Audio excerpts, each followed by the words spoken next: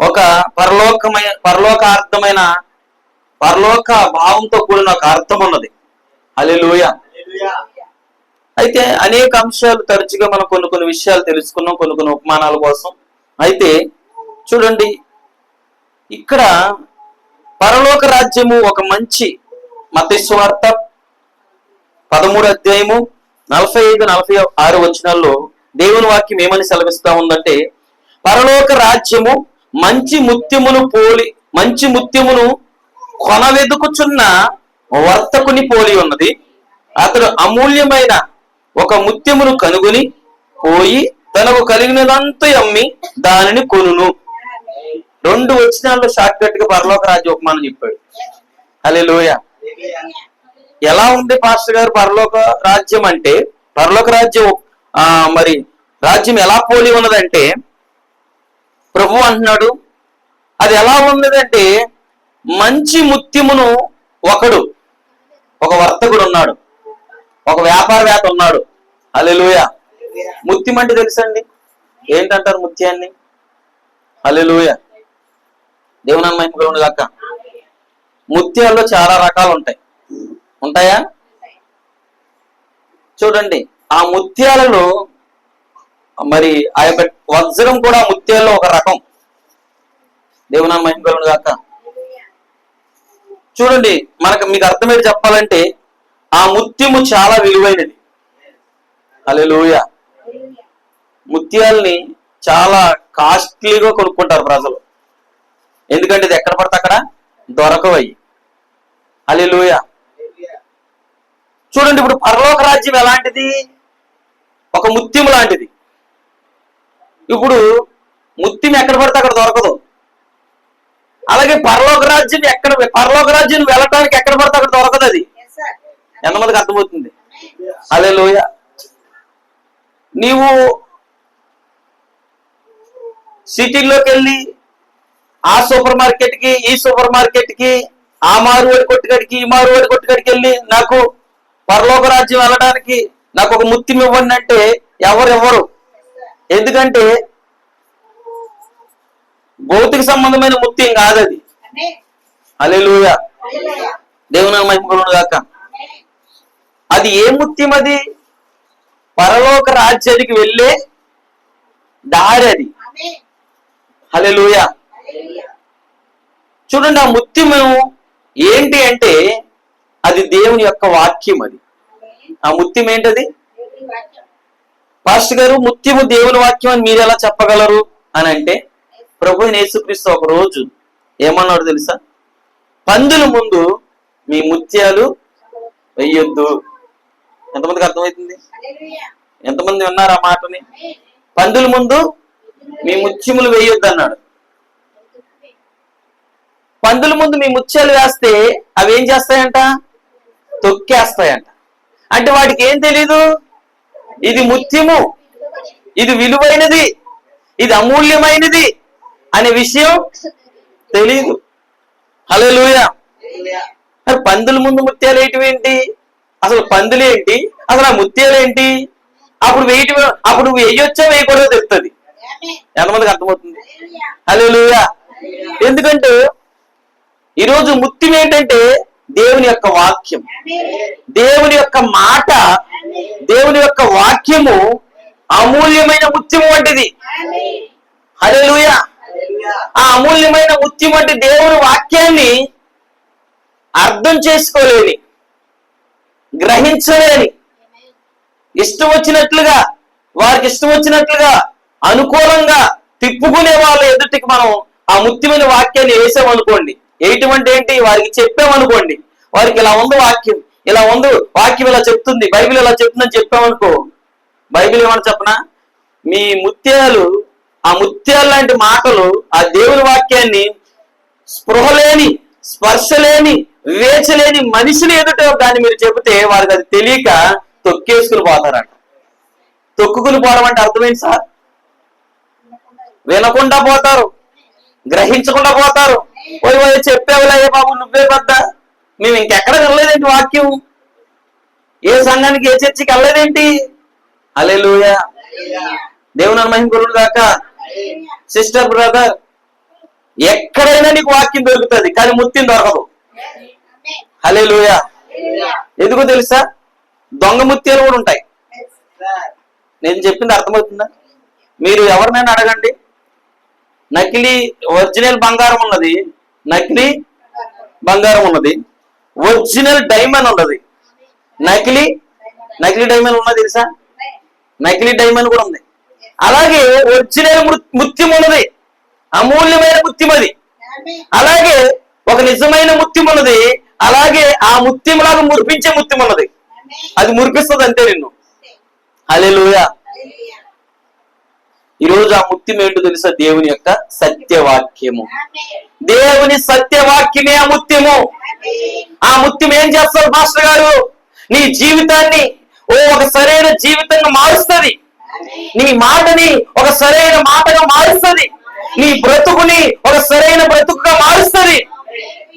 ఆ యొక్క ముత్యం ఏంటో కాదు, అది నా ప్రభువైన యేసుక్రీస్తు పలికిన సత్య సజీవ వాక్యం అది. హల్లెలూయా. అందుకని అన్నాడు, ఆ మాటని, ఆ ముత్యాన్ని తీసుకెళ్లి అర్థం చేసుకోలేని మనుషులు ఎదుట, గ్రహించలేని వారి ఎదుట దాన్ని నువ్వు చెప్తే వారు దాన్ని కాళ్ళకేసి తొక్కేస్తారు.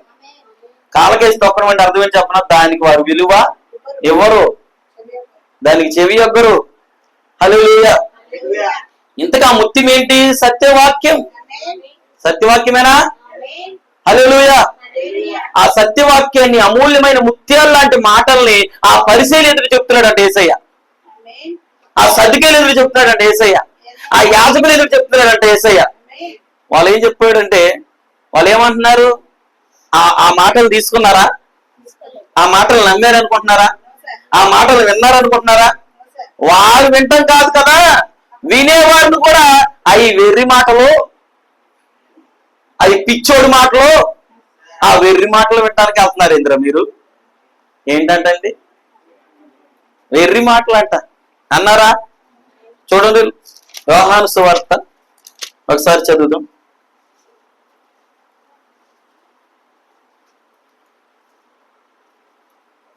యోహాను సువార్త 10వ అధ్యాయము 20వ వచనం 19. యోహాను సువార్త 10. ఈ మాటలను బట్టి మరలా భేదం పుట్టిను వారిలో అనేకులు. ఎవడు వాడు? వాడంటే ఎవరినన్నా యేసయ్యని. వాడు దెయ్యం పట్టినోడు, వాడు వెర్రోడు. ఏమయ్యా మీకేం పనిలేదా? వాడు వెర్రోడు. ఎవరిని అంటున్నారండి ఈ లోకం?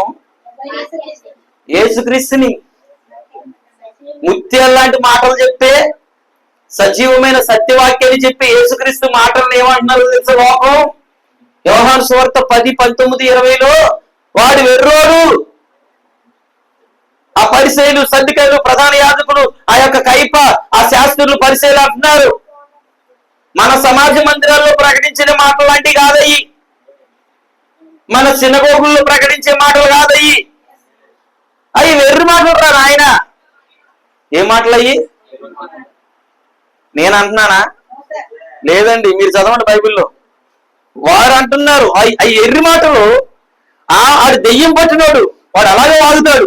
ఆ మాటలు వినటానికి వెళ్తున్నారేంటి మీరు? అంత దూరం వెళ్ళాలి ఆ మాటలు వినటానికి? హల్లెలూయా. కొందరేమో ఎర్రి మాటలు అంటున్నాడు, ఇంకొంతమంది ఏమన్నారు తెలుసా? హల్లెలూయా. అదే యోహాను సువార్త 6వ అధ్యాయము తీసారా? 6వ అధ్యాయం తీసారా? 68వ వచనం చదువు.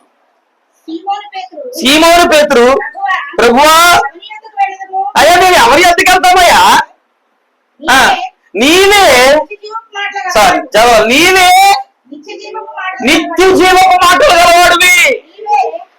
ఏ మాటలు గలవాడు నువ్వు? ప్రభువా, యేసయ్యా, బోధకుడా, ఎవరి దగ్గరికి వెళ్తాం మేము? ఏ సినగోగుకి వెళ్తాం మేము?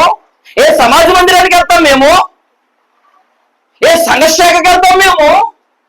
మేము ఎక్కడికి వెళ్ళలేము. ఎందుకని? మేము రుచి చూచి నిన్ను తెలుసుకున్నాము, మేము నీ మాటలు ఏంటో మేము గ్రహించాము. నీవు చెబుతున్న ప్రతి మాట మేము తెలుసుకోగలిగాము. ఇవి మనుషులు పలికే మామూలు మాటలు కాదు. ఇవి మా బోధకులు, మా పాస్టర్లు, మా సేవకులు చెప్పే మాటలు కాదు. ఇవి గూఢార్థంగా ఉన్న పరలోక విషయాలు. మా జీవితాలుగా మార్చే మాటలు ఇవి. ఇది మాకు నిత్య జీవనంలోనికి తీసుకెళ్లే మాటలు ఇవి. అందుకే పేదలు అన్నాడు, మేము ఎవరి దగ్గరికి వెళ్దామయ్యా, నీవు నిత్య జీవపు మాటలు గలవాడివి. ఆ పరిసయ్యులు, సద్దుకాయలు, ప్రధాన యాజకులు ఏమంటున్నారు? అవి ఎర్రి మాటలు అంటున్నారు. ఎంతమందికి అర్థమవుతుంది? దెయ్యం పట్టినోడు మాటలు అంటున్నారు. కానీ ఆ మాటను గ్రహించిన వాడు, ఇంకా చెప్పొచ్చా, ఆ ముత్యాన్ని కనుగొన్నవాడు, ఆ ముత్యాన్ని కనుగొన్నవాడు, హల్లెలూయా, కనుగొన్నవాడు ఏమన్నాడు తెలుసా? అవి పిచ్చి మాటలు కాదురా నాయన, అవి ఎర్రి మాటలు కాదురా నాయన, అవి నిత్య జీవపు మాట, అది నిత్య జీవానికి తీసుకెళ్లేది. హల్లెలూయా. ఈరోజు లోకం, ఈ రోజు కూడా అదే మన మధ్యలో జరుగుతా ఉన్నది. హల్లెలూయా. ఈ రోజు క్రైస్తవులు అనేవారు వారికి ఇష్టం వచ్చినట్లుగా సేవకులు బోధిస్తే, వారికి అనుకూలంగా సేవకులు బోధిస్తే ఆ మాట ఎలా ఉంటుందో తెలుసా? వారికి పరలోకం నుండి వచ్చే మాట లాంటిది. వారికి నిజంగా అమృతం లాంటి మాట అది. హల్లెలూయా. ఎందుకంటే వారు సినిమాలు చూస్తున్నా, సీరియల్ చూస్తున్నా, చర్చిలకు వెళ్తూ బూతులు మాట్లాడుతున్నా, వ్యభిచారం చేస్తున్నా, దొంగతనాలు చేస్తున్నా, ఒకరొకరు ఈర్ష, ద్వేషాలు, అసూయలు ఒకరు ఎదుగుతుంటే ఓర్చుకోలేని స్థితిలో ఉన్నప్పటికీ వారి సేవకులు, వారి యాజకులు వారికి నూనె రాసి వారి తలని నొరుగుతున్నా కూడా వారికి అది ఎంతో సంతోషంగా ఉండాలి. హల్లెలూయా. కానీ ఎక్కడైతే పాపాన్ని ఖండించి, వ్యతిరేకత ఖండించి, ఆ ప్రతి విధమైన అపవిత్రమైన కార్యాలను ఖండించి అలా ఉండకూడదు, నువ్వు ఒక క్రైస్తవుడివి, నువ్వు దేవుని కుమారుడివి, నువ్వు దేవుని కుమార్తెవి, నువ్వు దేవుని కుమారులాగా దేవుని కుమార్తెలాగా క్రీస్తు వలె వాక్యం చెప్పినట్టుగా నీ జీవితాన్ని, నీ కుటుంబాన్ని, నీ పిల్లల్ని మార్చుకోవాలని ఎక్కడైతే వాక్యం చెప్పబడుతూ ఉందో ఆ వాక్యం ప్రజలకు ఎలా ఉందంటే వెర్రి మాట, పిచ్చి మాట. ఎందుకని పిచ్చి మాట, వెర్రి మాట? అది వారికి అనుకూలంగా లేదు. హల్లెలూయా, హల్లెలూయా. ఎందుకని? వ్యభిచారం చేస్తూ, పాపంలో ఉంటూ, దొంగతనం చేస్తూ, తాగుతూ, హల్లెలూయా, తాగుతున్న వాడికి పాన్ పరకాలు, గుట్కాలు, సిగరెట్లు, మందు తాగుతున్న వాడికి కూడా పాస్టర్ గారు పిలిచి ప్రభుత్వ మొదలు ఇచ్చాడు అనుకోండి, రొట్టు ద్రాక్షరాసి ఇచ్చాడు అనుకోండి, ఆ పాస్టర్ గారు అంత మంచివాడు. ఎందుకని? తాగుతున్నా, సిగరెట్ తాగుతున్నా, మందు తాగుతున్నా, గుట్కాలు తాగుతున్నా, దొంగతనంలో ఉన్నా, పాపంలో ఉన్నా, బూతులు మాట్లాడుతున్నా. మీకు విషయం తెలుసా? ఆ విషయం వాళ్ళు అలా ఉన్నారని సంగతి పాస్టర్ కూడా తెలుసు. అయినా కూడా అలా ఉండకూడదు, నువ్వు అలా జీవించకూడదు. అలా జీవిస్తూ ప్రభురాత్రి మందులు తీసుకోవడానికి, ఆయన శరీరాన్ని, ఆయన రక్తాన్ని తీసుకోవడానికి నీకు అర్హత లేదు అని చెప్పలేనటువంటి స్థితిలో ఉన్నారు. హల్లెలూయా. అది వారికి వెర్రి మాట కాలేదది. కానీ ఎక్కడైతే, హల్లెలూయా, నువ్వు అలా ఉండకూడదు, నువ్వు వాక్యానుసారంగా జీవించాలి. ఒక అడుగు లోకంలో, ఒక అడుగు దేవుళ్ళు వేయకూడదు. నువ్వు ఉంటే క్రైస్తవులాగా ఉండాలి, లేకపోతే లోకంలో ఉన్న వ్యక్తిలా ఉండాలి. కానీ చర్చికి వస్తున్నప్పుడు నువ్వు ఒక క్రైస్తవుడిగా, చర్చికి వెళ్ళేటప్పుడు ఒక దేవుని కుమారుడిగా బైబిల్ పట్టుకుని దేవుని కుమార్తెగా వెళ్ళడం, చర్చ అయిపోయిన తర్వాత నీకు ఇష్టం వచ్చినట్టు జీవించడం, అది ఒక నీకు సమయం కాదు, అది నీకు అది సరైనది కాదు నీకు అది. ఎందుకంటే క్రైస్తవుడికి అది తగదు అని బైబిల్ చెప్తుందా లేదా? హల్లెలూయా. అందుకే కొంతమందికి, హల్లెలూయా, నిజం చెబితే నచ్చదు, సత్యానికి లోకం చెవు ఇవ్వదు. హల్లెలూయా. ఒక సామెత ఉంది, నిజం ఊర్లోకి వెళ్ళే లోపట అబద్ధం ఊరంతా తిరిగి వచ్చేస్తుందంట. ఏంటంట? హల్లెలూయా, దేవుని మహిమలు కాక. ఇంకోటి వచ్చింది, నిజం చెప్పులు వేసుకునే లోపట, నిజం అంట ఊర్లోకి వెళ్దామని చెప్పులు వేసుకుంటుందంట, సత్యం చెప్పులు వేసుకుంటుందంట. నిజం ఊళ్ళోకి వెళ్ళి సత్యం చెబుదామని సామెత పెద్దల్లో చెప్పారు. ఏంటి? నిజం చెప్పులు వేసుకునే లేకపోతే అబద్ధం ఊరు చుట్టేసి వచ్చేసిందట. ఈరోజు పరిస్థితి ఎలా ఉంది?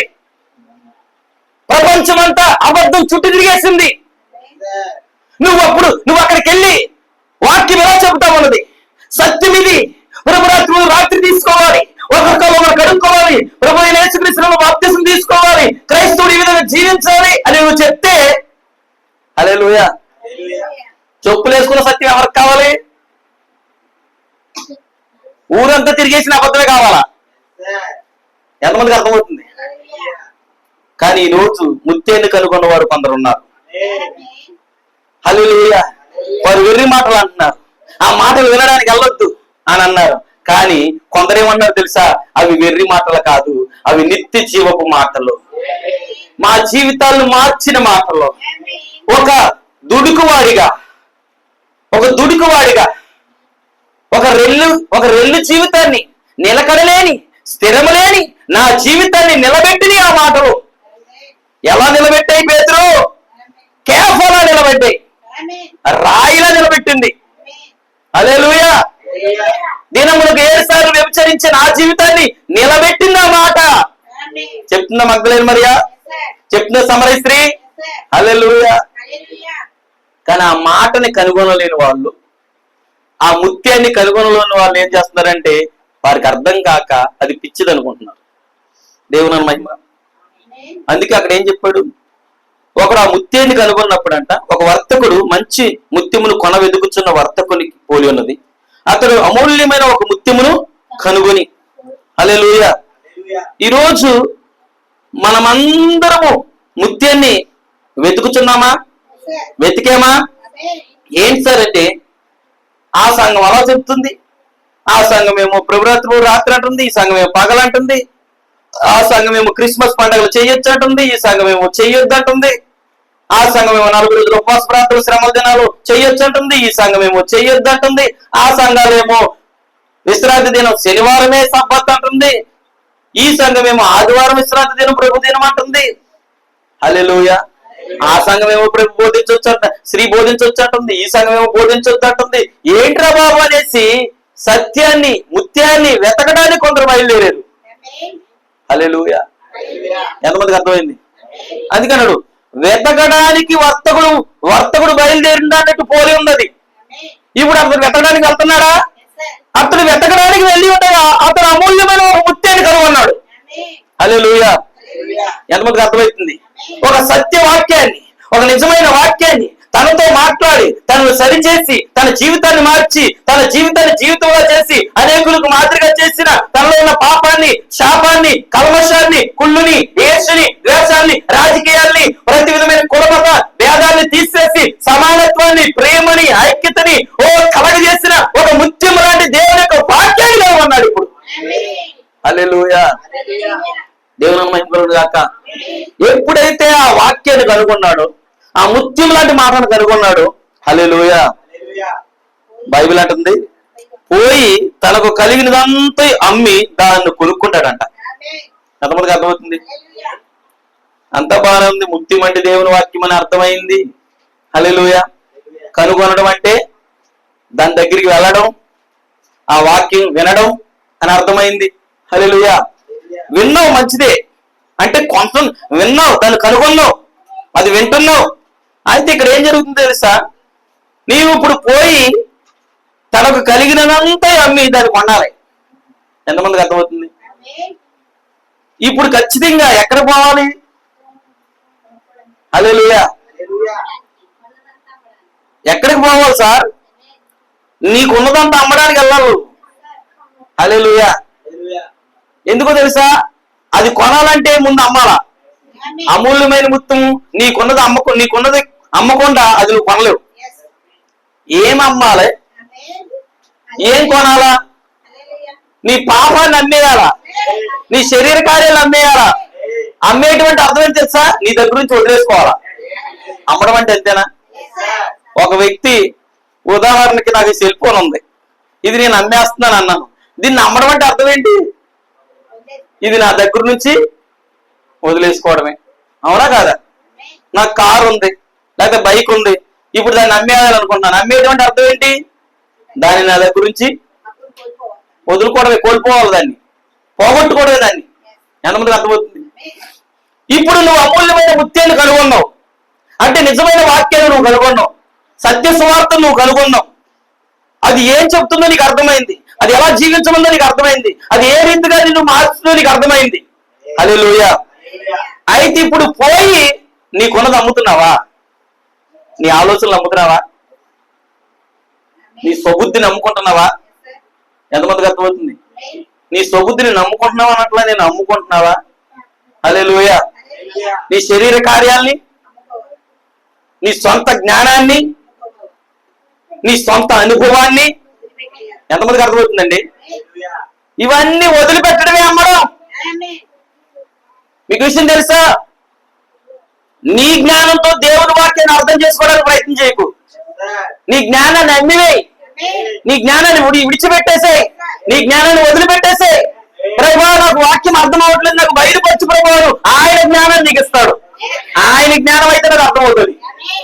నీ స్వబుద్ధిని ఆధారం చేసుకుని నీ జీవితాన్ని మార్చుకోవాలని ప్రయత్నం చేయకు. ఎందుకంటే నీ స్వబుద్ధి నీకు అనుకూలమైనంత వరకే అది నీ మీద పనిచేస్తుంది. హల్లెలూయా. ఒక సిస్టర్ నీతో మాట్లాడుతుంది, మంచిగానే ఉంటది. ఒక బ్రదర్ నీతో మాట్లాడుతున్నాడు, మంచిగా ఉంటది. ఎప్పుడు వారు నీతో ఉన్నంత వరకు, మంచిగా ఉన్నంత వరకు నీ స్వబుద్ధి మంచిగానే ఉంటది. హల్లెలూయా. ఏదైనా తేడా వస్తే నీ స్వబుద్ధి మారిపోతుంది. ఎందుకని? మన స్వబుద్ధి మనకి అనుకూలమైన దాన్నే కోరుకుంటది, మనకు అనుకూలమైన దాంట్లోనే నడుస్తుంది. హల్లెలూయా. ఈరోజు నీ స్వబుద్ధితో దేవుని సన్నిధికి రావద్దు. నీ స్వబుద్ధితో దేవుని వాక్యాన్ని నీకు అనుకూలంగా తిప్పొద్దు, నీకు అనుకూలంగా మార్చుకోవద్దు. దేవుని వాక్యం ఏదైతే పలుకుతుందో, ఏదైతే చెప్తుందో దాన్నే నువ్వు చెప్పాలా, దాని ప్రకారమే నువ్వు జీవించాలా, దాని ప్రకారమే నువ్వు మాట్లాడాలా. హల్లెలూయా. ఈరోజు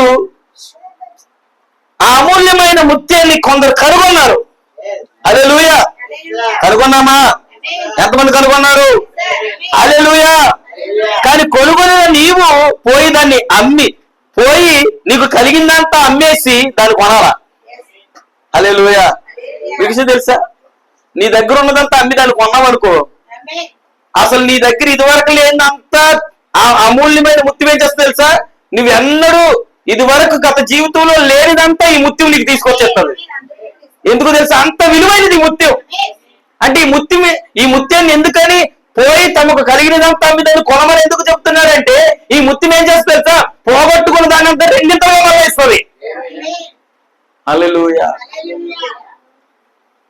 ఏంటి పాస్టర్ గారు అంటే దాని భావం ఏంటంటే, వాక్యం కొరకు నీకేదైతే మేలుగా ఉంటుందో దాన్ని నువ్వు నష్టపరుచుకోవాలి. ఏదైతే నీకు లాభంగా ఉంటుందో దాన్ని నువ్వేం చేయాలా? హల్లెలూయా. అపోస్తలుడైన పౌలు అదే చేశాడంటారా? దేవుని మహిమను గాక.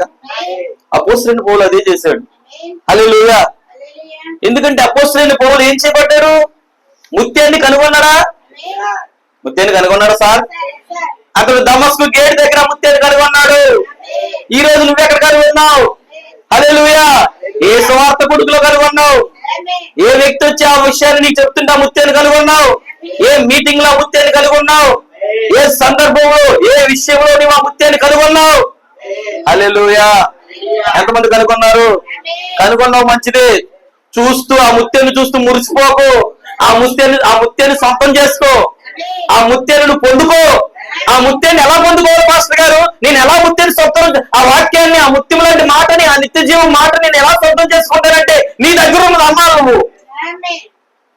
హల్లెలూయా. ఏదైతే ఏమంటారు దాన్ని, ఏదైతే ఈగో అనేది ఉన్నదో దాన్ని నువ్వు అమ్మాలా. ఎంతమందికి అర్థమవుతుంది? హల్లెలూయా. పౌలు దాన్ని చేశారంటారా? పౌలు ఆ ముత్యాన్ని కనుగొన్నాడా? కనుగొన్నాడు సార్. హల్లెలూయా. కనుగొన్నాడు కాబట్టి పౌలు అమ్మేసుకున్నాడా? ఫిలిప్పీలకు రాసిన పత్రిక 3వ అధ్యాయము, ఫిలిప్పీలకు రాసిన పత్రిక 3వ అధ్యాయము చూడండి 7వ వచనాన్ని ఒకసారి చదువుదాం. అయినను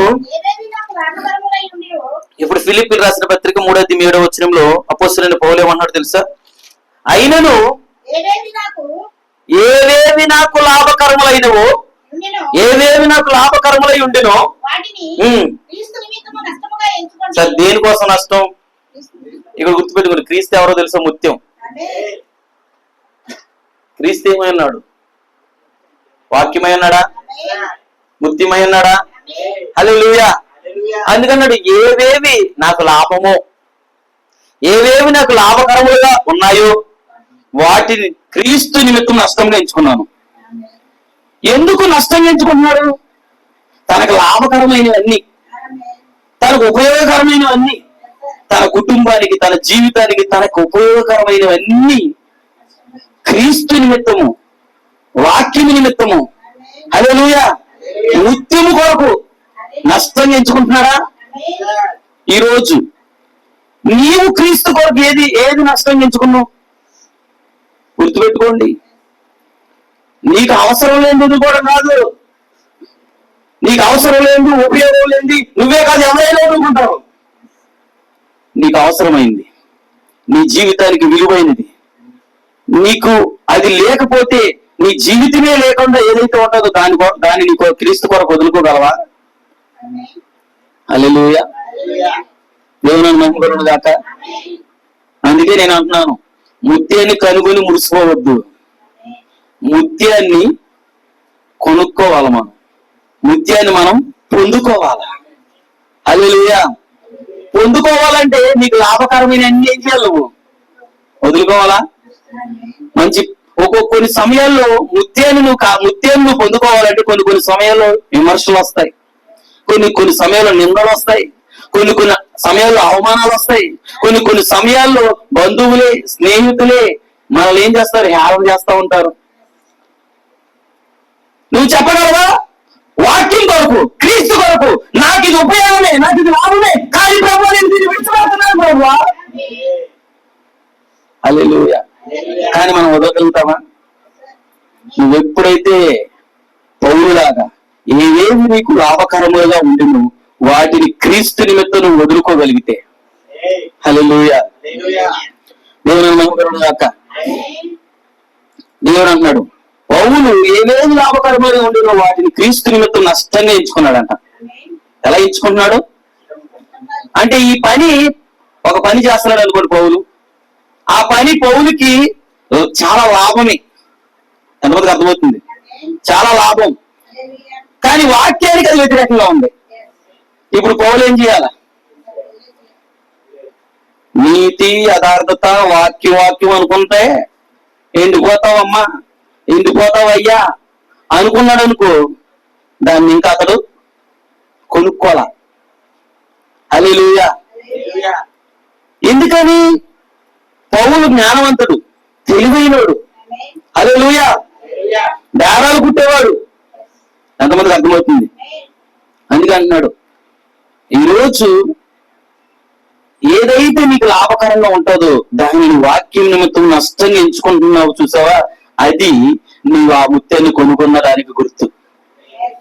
నువ్వు క్రీస్తుతో అంటుకట్టబడి ఉన్నావని గుర్తు. ఎంతమందికి అర్థమవుతుంది? హల్లెలూయా.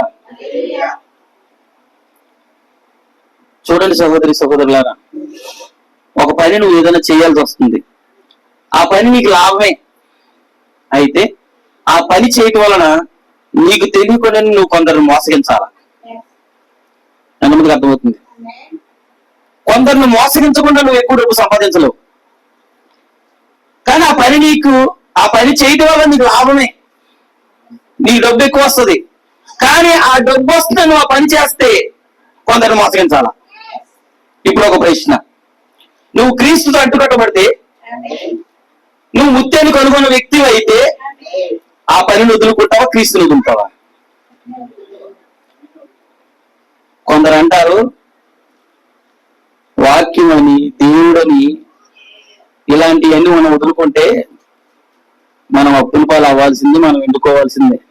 కానీ నేను అంటాను, నీవు నిజంగా ముత్యాన్ని కనుగొంటే ముత్యము నిన్ను ఎండగొట్టదు. సింహపు పిల్లలైన వేవు కలిగి ఉంటాయి గాని, ఆకాశ పక్షులైన ఆకలితో ఉంటాయేమో గాని నా పిల్లలందరూ లేమి కలిగి ఉండరన్నాడు ఆయన. నీవు దాన్ని నమ్ము.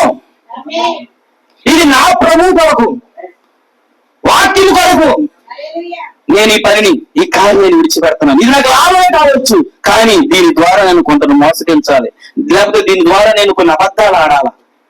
కొన్నిసార్లు కొన్ని పనులు అబద్ధాలు ఆడాలా. అంతమందికి అర్థమవుతుంది.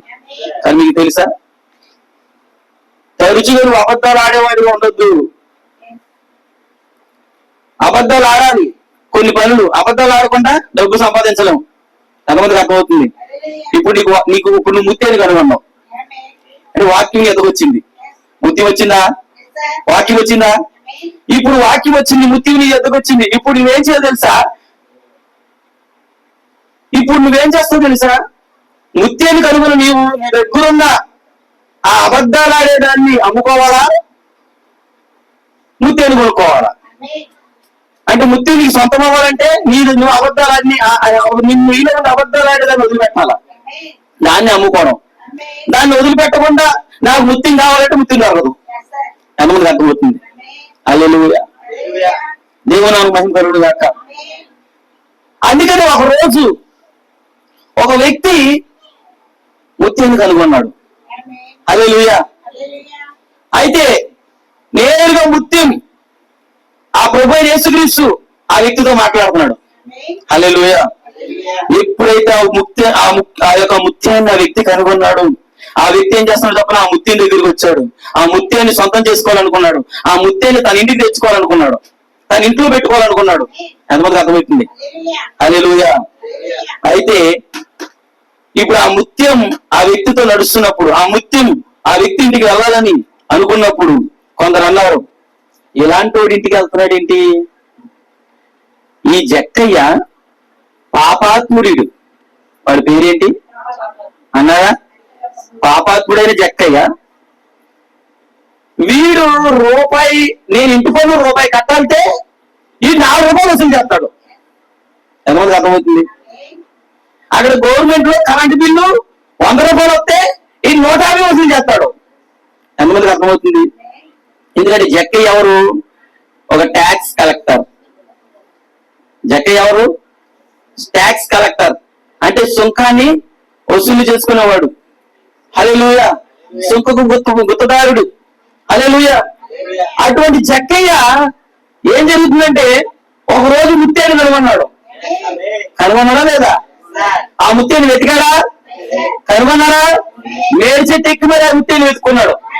కనుగొన్నాడు ఆ ముత్యాన్ని, ఆ జీవపు వాక్యాన్ని కనుగొన్నాడు.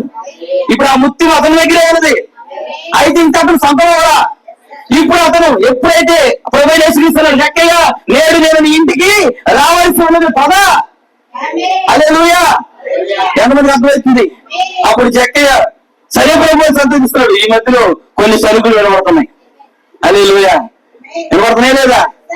సరుకులు ఏంటి ఏంటి ఈయనేమో పరిశుద్ధుడు, ఈయనేమో అమూల్యమైన వాడు, ఇతడేంటి ఇలాంటి పాపాత్ముడి ఇంటికి వెళ్తున్నాడు ఏంటి? హల్లెలూయా. ఎందుకని జక్కయ్య దగ్గర ఏముంది? పాపం ఉంది. ఉందా పాపం? ఎంతమంది అర్థమవుతుంది. ఏంటి సార్ పాపం? లంచగొట్టుతనం. ఏంటి సార్ పాపం? రూపాయికి 4 రూపాయలు వసూలు చేస్తే దొంగ లెక్కలు. ఏంటి సార్ పాపం? అబద్ధాలు. ఎంతమంది అర్థమవుతుంది.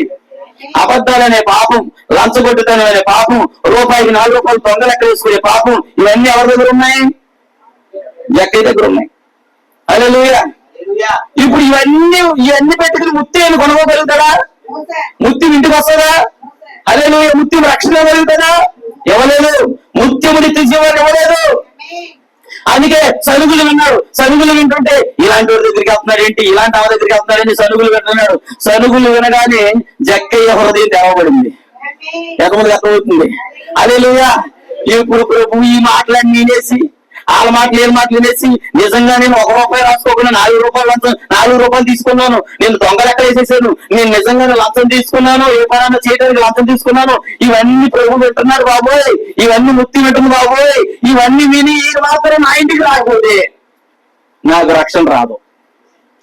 అందుకే ఎవరు ప్రభు జక్కయ్య నిలువబడి, ప్రభు ఇదిగో నా ఆస్తిలో సగం పేదలకు ఇచ్చేస్తానయ్యా. ఎందుకని? ఈ ఆస్తి ఎలా సంపాదించాను? అక్రమంగా, అన్యాయంగా, లంచాలు తీసుకుని, దొంగలెక్క రాసి అబద్ధాలు ఆడి ఈ ఆస్తులు సంపాదించుకున్నాడు. అందుకే అందరూ నన్ను పాపాత్ముడు పనికిమాలని పేరెట్టారు ప్రభా.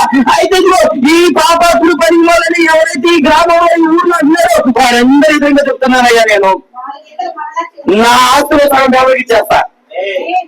హల్లెలూయా. నేను అన్యాయంగా ఏదైతే సంపాదించానో అది 4 వంతులు మరణ ఇచ్చేస్తా. ఎవరి దగ్గర అయితే 1 రూపాయికి 4 రూపాయలు తీసుకున్నా వాళ్ళకి తిరిగి 4 రూపాయలు ఇచ్చేస్తాను. హల్లెలూయా. అమ్మేసుకుంటున్నారా? ఎంతమందికి అర్థమైందండి? అమ్ముకోకుండా ముత్యం రాదు సార్. ఈ రోజు నీ పాపాన్ని నువ్వు విడిచిపెట్టకుండా, నీ లోక కార్యాలను విడిచిపెట్టకుండా, నీ పాప భోగాలను విడిచిపెట్టకుండా ముత్యం నీ ఇంటికి రావు. నిత్య జీవనం పొందుకోలేవు, శరీర లోపలను పొందుకోలేవు, ఎంత బాధను పొందుకోలేవు. నువ్వు చర్చకి వెళ్ళొచ్చు, ప్రార్థన చేయొచ్చు, పాటలు పాడొచ్చు, కానీ పరలోకం వెళ్ళలేవు. పరలోకం వెళ్ళడానికి నీ పాపాన్ని అంతటి అవ్వాలి. నువ్వు నీ కూతురు, నీ సంపత్తు, నీ స్త్రీలు, నీ పోటీ వాడు విడిచిపెట్టాలా? హల్లెలూయా. విడిచిపెట్టకుండా ముత్యాన్ని కొనలేవు. పేతురు గాని ఆ సమయంలో జక్కయ్య గాని ఆ సమయంలో అతని దగ్గర ఉన్న అన్యాయాన్ని అమ్ముకోపోతే, అతని దగ్గర ఉన్న పాపాన్ని విడిచిపెట్టుకోకపోతే ఆ ముత్యాన్ని కనుగొంటాడా? ఇంటికి తెచ్చుకుంటాడా? ఈ విషయం తెలుసా? ఎప్పుడైతే తన పాపాన్ని ఒప్పుకుంటున్నాడో ఆ ముత్యాన్ని కనుగొనని అమ్మేసుకుంటున్నాడు. అర్థంగా ఎంతమందికి అర్థమవుతుంది?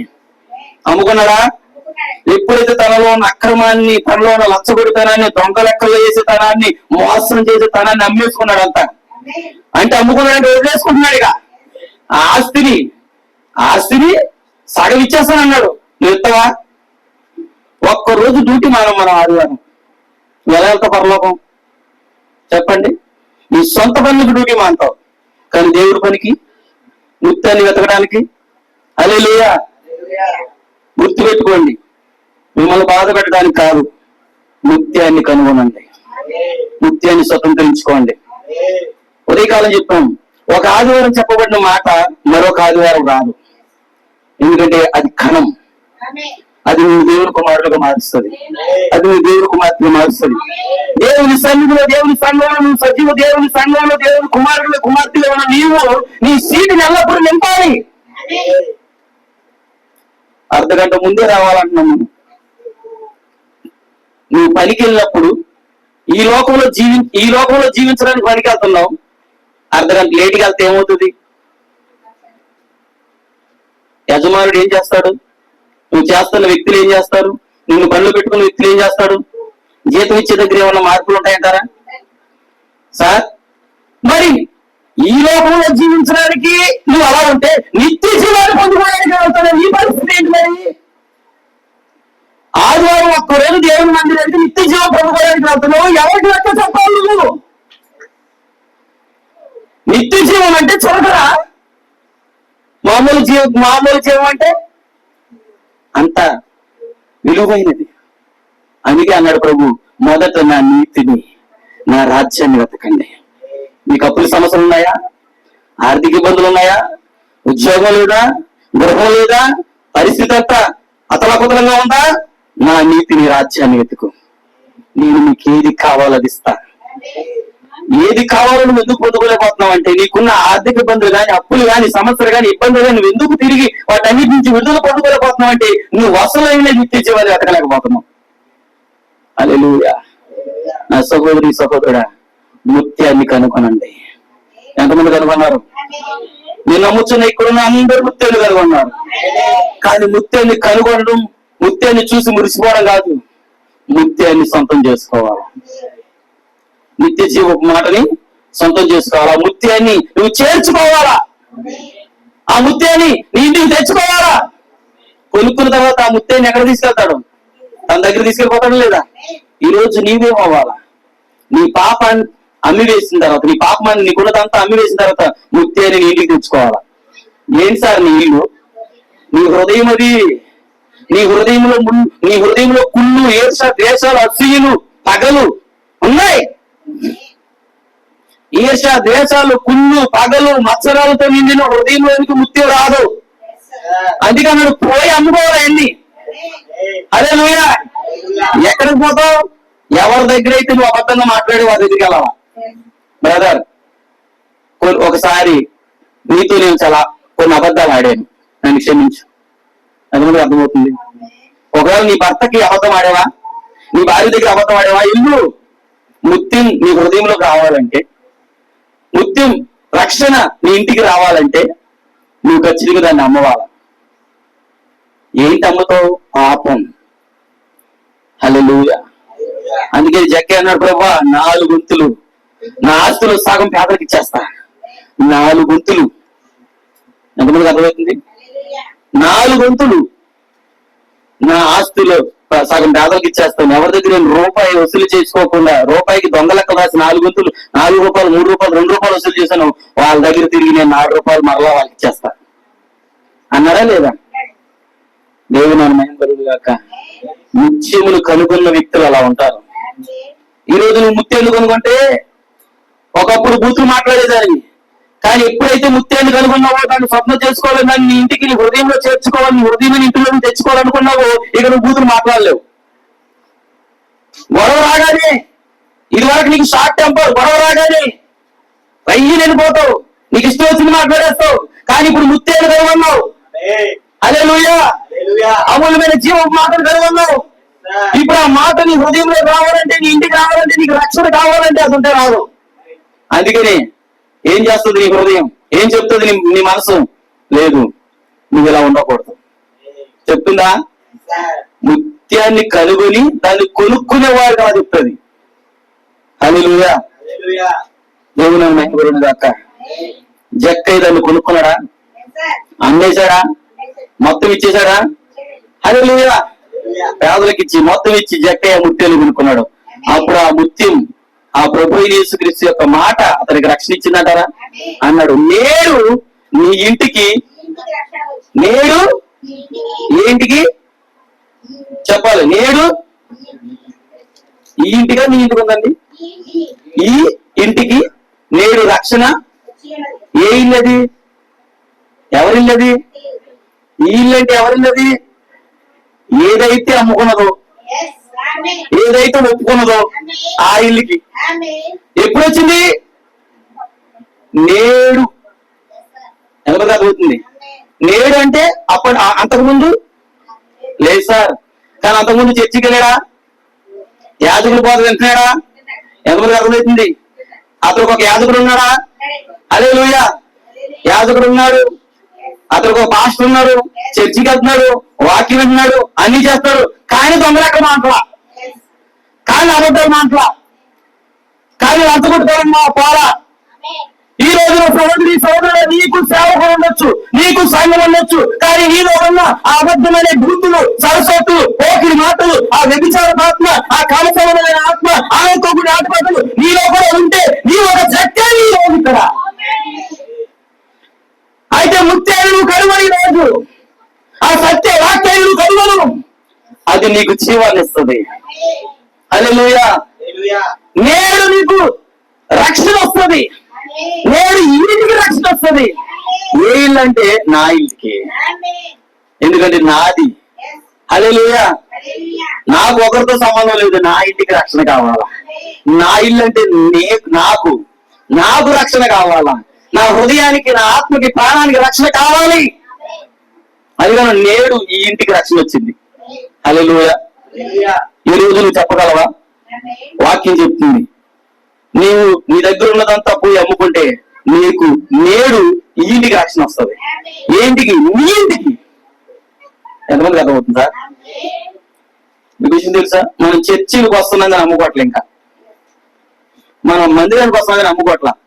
ఎలా అమ్ముకోవట్లేదు పాస్టర్ గారు అని అంటే, అమ్ముకుంటున్నావో అమ్ముకోవట్లేదో నీకు తెలుసు. నీలో ఉన్న పాపం లోపల పెట్టుకుంటున్నావు, నీలో ఉన్న దేశాలు, అసలు కక్షలు లోపల పెట్టుకున్నావు, నీలో ఉన్న మరో వ్యక్తిత్వం. ఎలా చెప్పచ్చా? ఏంటది? మరో వ్యక్తిత్వం, మరో స్వభావం. ఇంకా చెప్పాలంటే బైబిల్ ఎలా చెప్పింది? నీలో ఉన్న ద్విమనస్సు, నీలో ఉన్న 2 రకాల మనస్సు. హల్లెలూయా.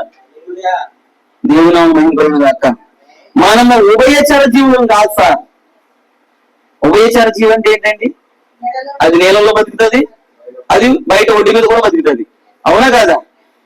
ఈ రోజు అందుకని సంఘంలో కొన్ని ఉభయచర జీవులు ఉంటాయి. ఆదివారం చర్చిలో బతుకుతుంది అది, ప్రార్థన మీటింగ్లు పెట్టినప్పుడు బతుకుతుంది అది, దేవుని మందిరంలోకి వచ్చి దేవుని సేవకుల దగ్గర, దేవుని సహోదరుల దగ్గర, సహోదరుల దగ్గర అందరితో దేవుని ప్రజలతో ఆ జీవి బతుకుతుంది. హల్లెలూయా. చర్చ అయిపోయిన తర్వాత ఇంటికి వెళ్ళిన తర్వాత లోకంలో, లోక ఆలోచనలో, లోక మాటల్లో, లోక తలంపుల్లో, రాజకీయాల్లో అన్ని విషయాల్లో బతుకుతుంది ఇది. ఏంటంటే చర్చికి వచ్చే ఉభయచర జీవి అది. హల్లెలూయా. దేవుడు నిన్ను నన్ను ఉభయచర జీవుగా చేయలా. అందుకన్నాడు, ఒక బావి నుంచి ఉప్పు నీరు రాదు, తీపి నీరు రాదు. హల్లెలూయా. ఒక నాలుకలో నుండి, ఒక నోటిలో నుండి జీవము కలిగిన మాట, శపించబడిన మాట రాకూడదు అన్నాడు. హల్లెలూయా. అంటే ఇప్పుడు మనం ఎక్కడున్నాం? దేవుని నమ్మకం కాక ఒక వ్యక్తి ఏమో అమ్ముకుని ముత్యాన్ని కొనుక్కున్నాడండి.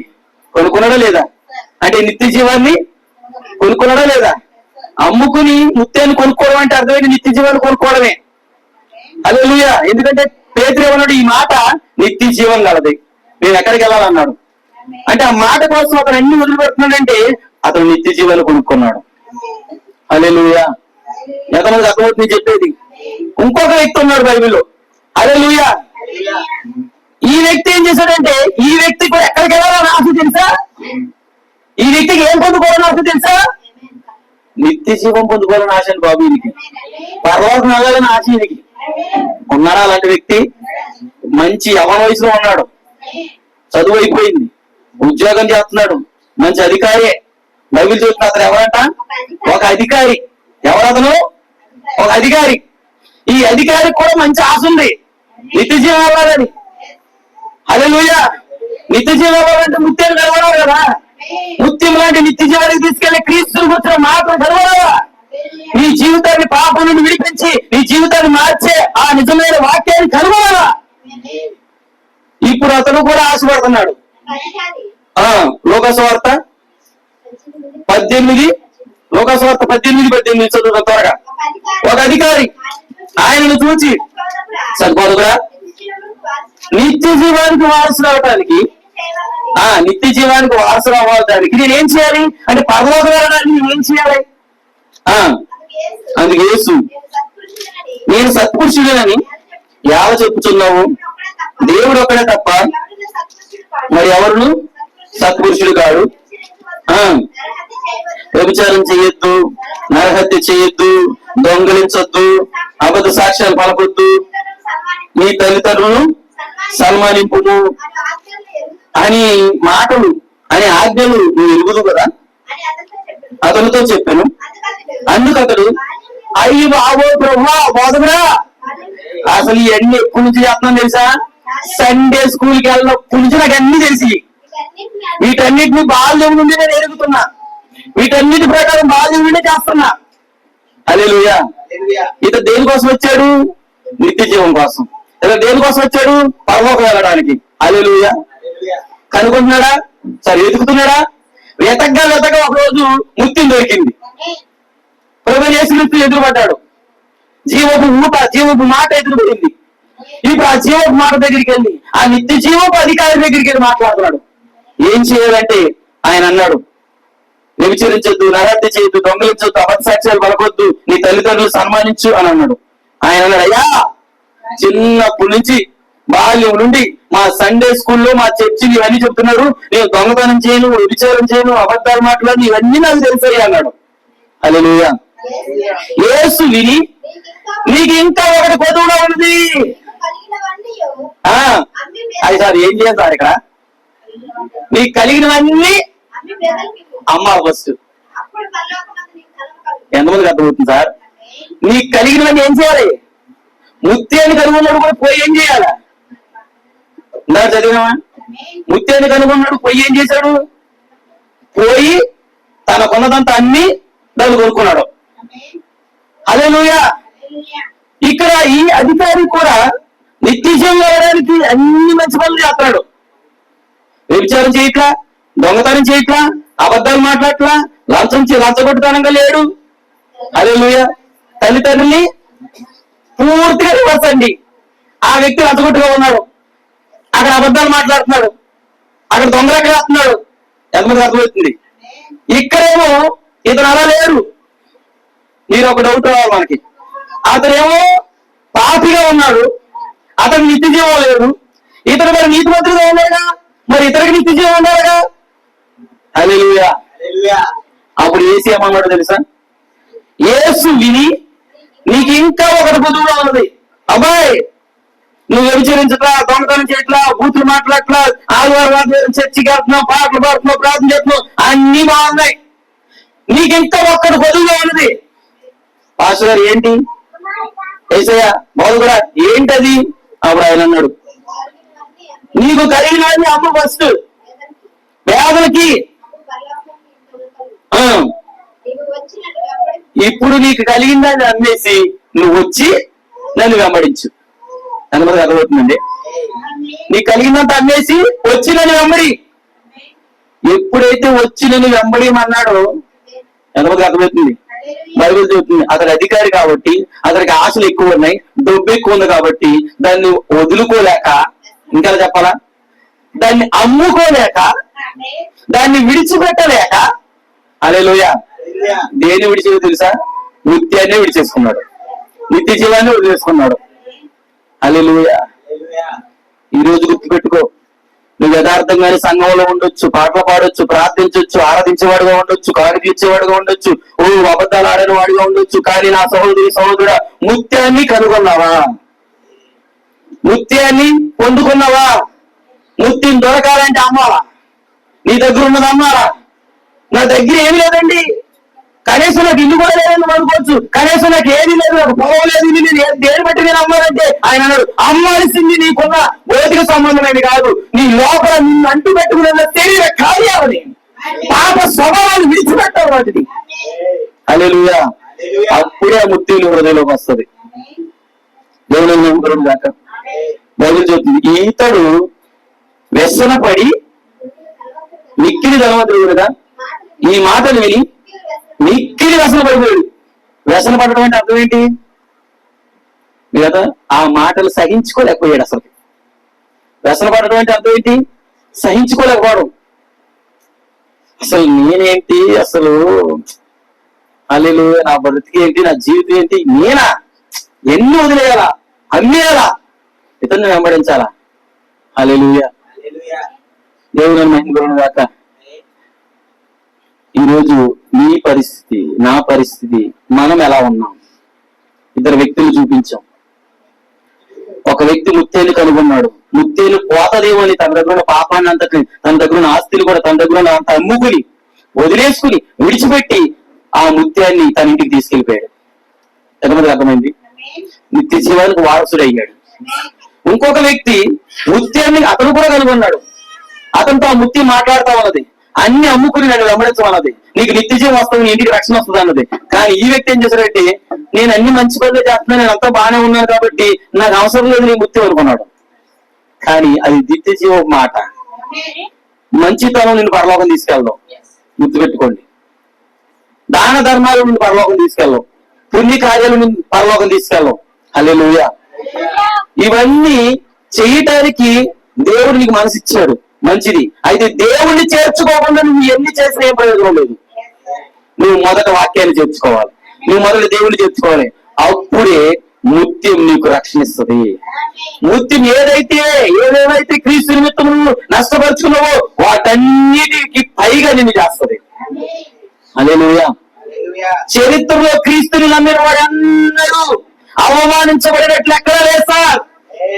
క్రీస్తుని విశ్వసించిన ప్రతి వాడు చరిత్రను సృష్టించిన వ్యక్తులుగా మారారు, జీవితాలు కథ మారిపోయిన వ్యక్తులుగా మారిపోయారు. హల్లెలూయా. క్రీస్తుని ద్వేషించి ముత్యాన్ని విడిచిపెట్టిన వారు మనం చూస్తున్న వారి జీవితాలు ఎలా ఉన్నాయి. ఈ రోజు ఎంతమంది ఆ ముత్యాలు కనుగొన్నారు? ముత్యం కొరకు నీకు లాభకరమైన నీ వదులుకోగలవా? జక్కయ్య వదులుకున్నాడా? లాభకరమైన ఆస్తినే. కానీ ధనవంతుడు ఇప్పుడు ఈ ఇద్దరు వ్యక్తులు నీవు వదులుకుని సంపాదించుకున్న వాడుగా ఉన్నావా? వదులుకోలేక వ్యసన పడుతూ, ఈ పాస్టర్ ఎప్పుడు ఇంత వాక్యం చెప్తాడు, ఏం తెలుసు, కుటుంబంలో పరిస్థితులు, అప్పుల సమస్యలు, అని నీలో నీవు వ్యసనపడుచు ముత్యాన్ని కొనుక్కోలేని వ్యక్తిగా మారకు. ముత్తిని కొనుక్కోవాలంటే నువ్వు వెల చెల్లించాల్సింది ఒకటే, నీ దగ్గరున్న పాపాన్ని విడిచిపెట్టడం. నీ శరీరంలో, నీ ప్రాణుల ఆత్మలో దాగి ఉన్న శరీర కార్యాలను విడిచిపెట్టడం, దానినే అమ్మడం, దాన్ని వదులుకోవడం. హల్లెలూయా. దాన్ని అతను వదులుకోలేకపోయాడు. ఒక అతను ఆ అధికారి వదులుకోలేకపోయాడు కాబట్టి బైబిల్ చెప్తుంది అతడు నిత్య జీవాన్ని పొందుకోలేకపోయాడు, పోగొట్టుకున్నాడు. జక్కయ్య అయితే అన్ని వదులుకున్నాడు కాబట్టి నిత్య జీవాన్ని సొంతం చేసుకున్నాడు. ఆ అమూల్యమైన ముత్యాన్ని కొనుక్కున్నాడు, ఇంటికి చేర్చుకున్నాడు. ఈరోజు నేడు నీకు రక్షణ కావాలంటే, నేడు నీకు పరిశుద్ధాత్మ కావాలంటే, నేడు నీకు విశ్వాసం కావాలంటే ముత్యాన్ని ఈ రాత్రి కొనుక్కో. ప్రార్థనలో కొనుక్కో, కన్నీరు కాచి కొనుక్కో, పశ్చాత్తాపడి కొనుక్కో. ఎలాగా? ప్రార్థన చేసి ప్రార్థన వీటిని విశ్వాసనని చెప్పు. ఆ ముత్యాన్ని స్వాతంత్రించుకో, నీ ఇంటికి చేర్చుకో. దేవుని మాట దీవించిన వాక. ప్రార్థన చేద్దాం. ప్రతి ఒక్కరూ కళ్ళు మూసుకున్నాం. హల్లెలూయా.